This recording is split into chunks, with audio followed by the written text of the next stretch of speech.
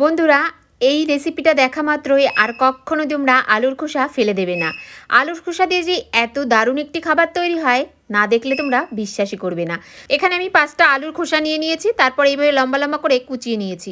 এবার জল দিয়ে ভালো করে পরিষ্কার করে ধুয়ে নেব। এখানে একটা বড় সাইজের পেঁয়াজ ঠিক এইভাবে পাতলা পাতলা করে লম্বা করে কেটে নিয়েছি। কাঁচা লঙ্কা কুচি, হলুদ, লবণ ও জিরে গুঁড়ি, কাশ্মীরি লঙ্কার গুঁড়ি ও কিছুটা গরম মশলার গুঁড়ি দিয়ে আর বেসন পরিমাণ মতো আর চালের গুঁড়ি দিয়ে ভালো করে মিশিয়ে নিতে হবে।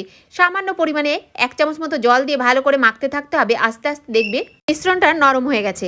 তারপর গরম তেলের মধ্যে দিয়ে উল্টে পাল্টে একটু হাতে সময় নিয়ে ভেজে নিতে হবে, গ্যাসের ফ্লেমটা লো রেখে। এই আলুর খোসার পকোড়াটা খেতে এত টেস্টি হয় তোমাদের বলে বোঝাতে পারবো না। তো দেখো এখানে আমার ভাজা হয়ে গেছে, নামিয়ে নিচ্ছি একটা প্লেটের উপর। বন্ধুরা, আমরা গরম গরম চা ও টমেটো সসের সঙ্গে পরিবেশন করেছি। তো তোমাদের কেমন লাগলো অবশ্যই কমেন্ট করে জানাবে। টাটা।